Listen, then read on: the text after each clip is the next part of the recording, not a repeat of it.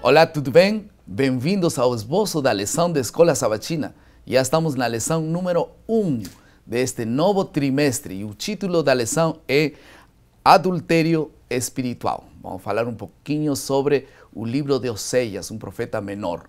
Está conosco mais uma vez o Dr. Reinaldo Siqueira, que é doutor em Antigo Testamento e também ele é atualmente o reitor do SALSI para a América do Sul. Bem-vindo.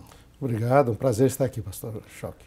Vamos fazer uma oração e assim depois daremos sequência a nosso esboço. Por favor. Oremos. Bondoso Pai que estás nos céus, nosso amado Senhor, neste momento, ó Pai, ao abrirmos Tua Palavra, pedimos a direção do Teu Santo Espírito, que nos conduza nesse estudo desses profetas menores e que realmente nos conduza a compreender melhor Tua Palavra, por Jesus. Amém. Amém.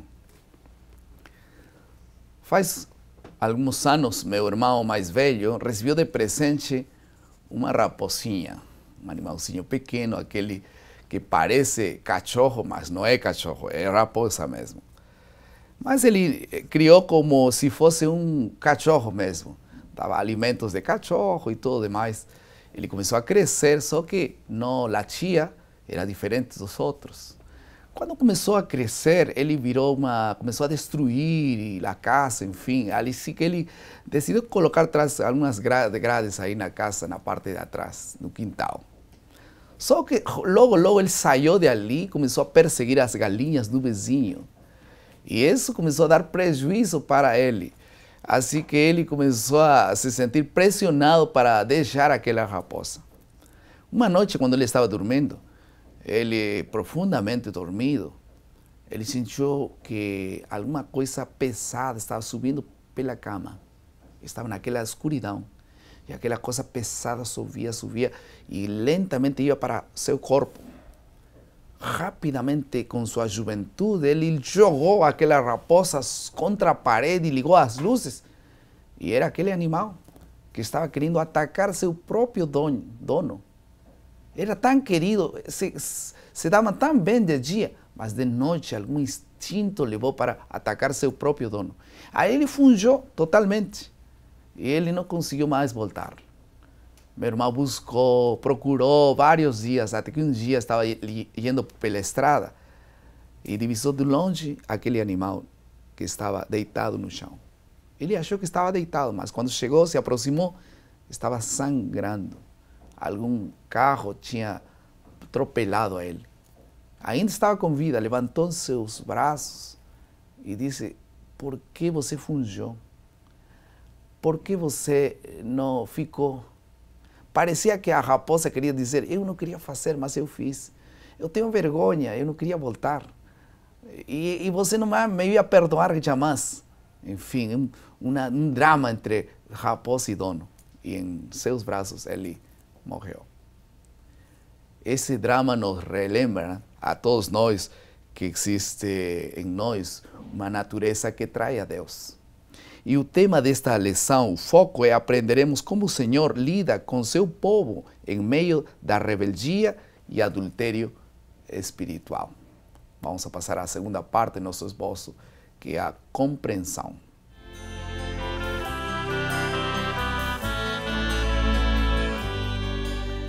Vamos a tomar duas partes, dois itens nesta parte da compreensão. Em primeiro lugar, infidelidade e, em segundo lugar, a promessa de restauração e perdão. Infidelidade e promessa de restauração e perdão. Na primeira parte da infidelidade, Dr. Siqueira, qual era o contexto desse profeta menor chamado Oséias em relação à infidelidade e tudo isso?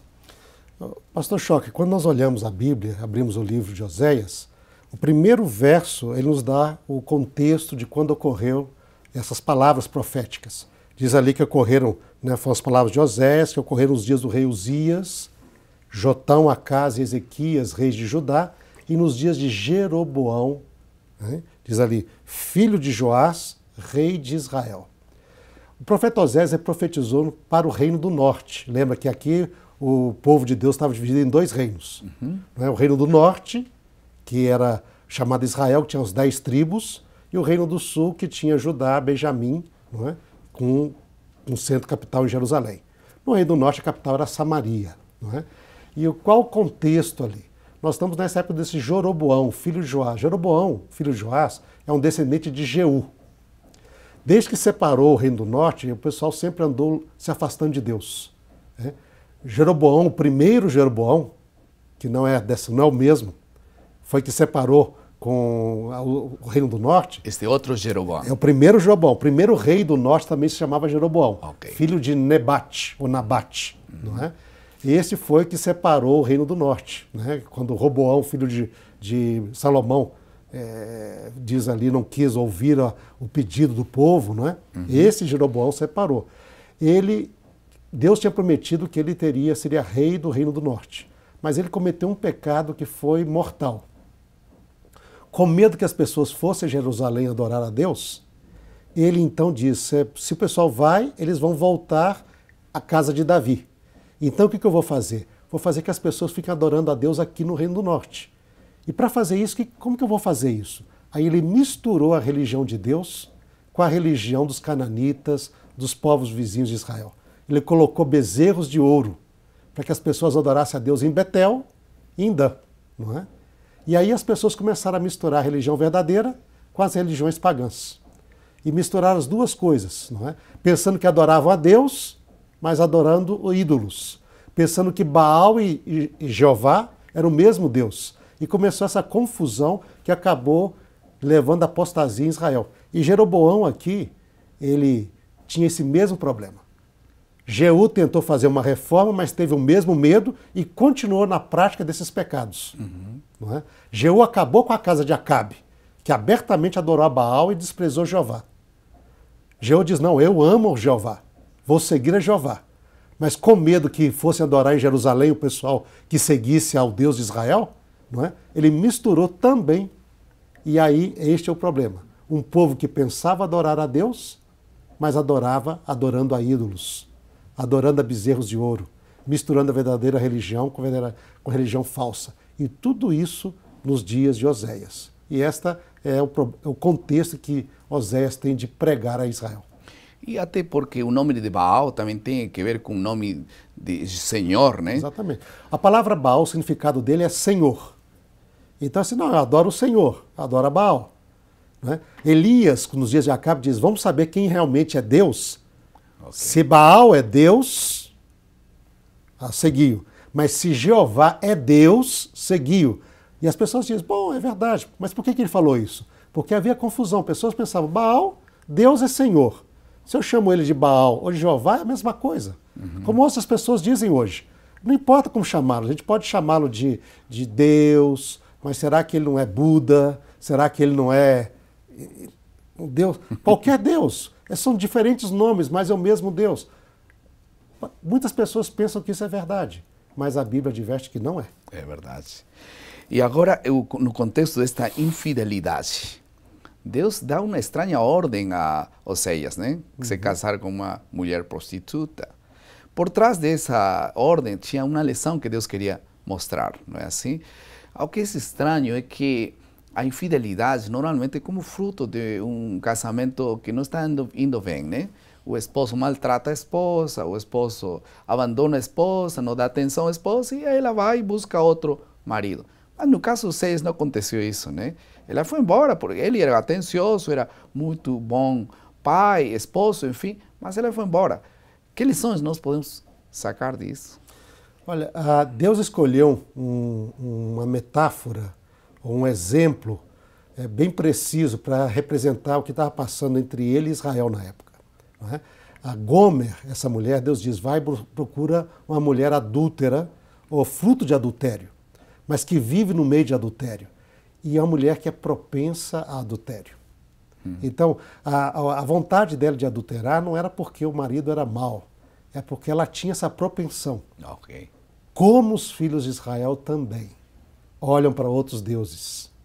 Ou seja, essa experiência com Gomer é para representar essa tendência pecaminosa que havia no povo de Israel de deixar o verdadeiro Deus e buscar os deuses, outros deuses, a deuses que não existem, se prostituir com outros deuses.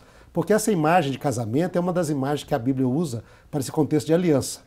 Existe senhor e servo, pai e filho, e esposo e esposa, todos representando essa relação de Deus com o seu povo. Não é? Então Deus aqui quer explorar essa relação de marido-mulher. Um amor, um marido que foi traído, abandonado porque a mulher ela queria seguir outros amantes, queria seguir outras pessoas, buscar outros homens. E aí representar a situação de Israel na época. E isso mostrava a tendência natural, então, do povo Israel de se afastar de Deus. Promessas de restauração e perdão. O que fez Oséias, então, agora para recuperar a sua esposa? Então é curioso ver aqui que a esposa o abandona totalmente. Sim. Primeiro, ela tem 3 filhos, que no texto fica um pouco em dúvida se são filhos dele mesmo ou são filhos da prostituição, de amantes. Não é? Mas ela, no momento, resolve ir embora, o abandona. Ela vai embora. Não é? Ela abandona o marido e deixa os 3 filhos com ele. E vai embora atrás dos seus amantes. Mas o texto bíblico diz que ela chega no momento que a situação dela não está boa, porque os amantes a abandonam e ela é vendida como escrava no mercado. Porque os amantes não se importavam com ela. O marido se importava com ela. Mas os amantes não, os amantes queriam somente se aproveitar dela. E ela então, numa situação difícil, ela vai ser vendida como escrava. Aí Deus dá uma ordem estranha que aparece lá no capítulo 3. Vai e compre-a de novo. Ou seja, vai lá, a sua esposa que te abandonou está sendo vendida como escrava, não é? E você vai comprá-la para você de volta. Incrível, né? E no capítulo 2 diz, e fale ao seu coração, leve ao deserto, conquiste-a de novo, né? E você faça uma aliança com ela de novo, como no início, como o Deus de Israel quer fazer com os filhos de Israel. Comprar dos seus pecados, não é? Falar ao seu coração, restabelecer a aliança e restabelecer o relacionamento entre Deus e o seu povo. Que maravilha.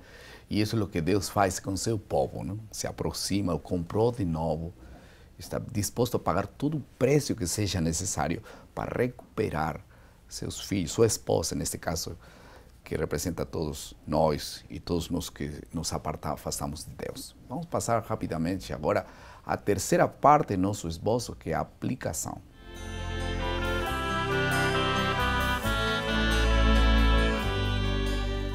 Qual é a diferença entre saber coisas a respeito de Deus e conhecer a Deus? Há uma diferença grande.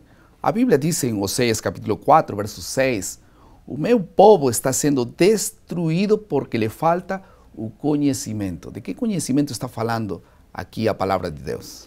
É curioso ver, pastor Choque, que o conhecimento não é tanto do que está escrito na Bíblia. Na época de Oséias e Amós, que era paralelo, nós iremos estudar também, diz que as pessoas obedeciam até muitas coisas que estavam escritas na Bíblia, fazendo aquilo que estava. Mas o conhecimento que Deus está falando aqui é essa vida com Deus. Nós temos de conhecer, mas também viver, tornar uma realidade. Aquilo que nós conhecemos deve ser fato na nossa vida. Não é? Não deve ser somente teoria, deve ser fato. Não é? E esse era um problema na época. Um conhecimento intelectual, teórico, misturado às vezes com erro, mas desconectado totalmente da vida prática.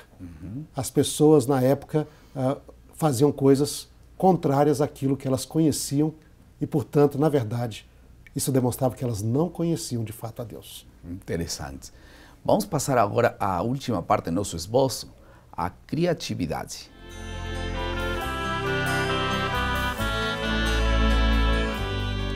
Uma pergunta que nós nos fazemos hoje é como conhecer uma pessoa. A forma de conhecer uma pessoa, sem dúvida, é por meio da comunicação. Falando, conversando, caminhando juntos, comendo juntos, nos aproximando cada vez mais, conhecemos mais a essa pessoa. Quanto nós mais nos aproximemos de Deus, mais o conheceremos. Por isso que talvez seja tão oportuno, nesta primeira lição, tomar uma decisão fundamental. O que pensam? Poder nos aproximar de Deus todos os dias, através do estudo da Bíblia, da oração, da lição da escola sabatina, e que essa experiência nos leve a actuar. Por isso, nesta última parte da lição, a palavra apropriada para a criatividade é actuar. Como nós vamos actuar? Se nós conhecemos a história de Oséias e como aconteceu tudo isso, como se aplicou o tempo de Israel e como se aplica o nosso tempo, tudo bem até ali. Mas se nós não tomamos uma decisão, uma actuação frente a tudo isso, então a lição não serviu de muito. Por isso eu te convido, rapidamente, neste momento, a tomar uma decisão. Vamos nos conectar com Deus, comunicar com Deus todos os dias. O que pensas? Se você já faz, vamos continuar. Se você faz um dia sim, um dia não, vamos tomar a decisão e vamos pedir que Deus nos ajude a conectar-nos com Ele, comunicar-nos, conhecer a Deus e possamos amá-lo e segui-lo e fazer sua vontade sempre. Vamos orar. Querido Pai, muito obrigado por tua palavra. Queremos que o Senhor nos abençoe e que possamos estar em seus braços sempre. Que esse esforço enorme e grande que o Senhor faz para nos trazer de volta possa ser uma realidade e nós possamos te conhecer e poder ser amigos e ser salvos por tua graça. Amém. No nome de Jesus. Amém. Amém.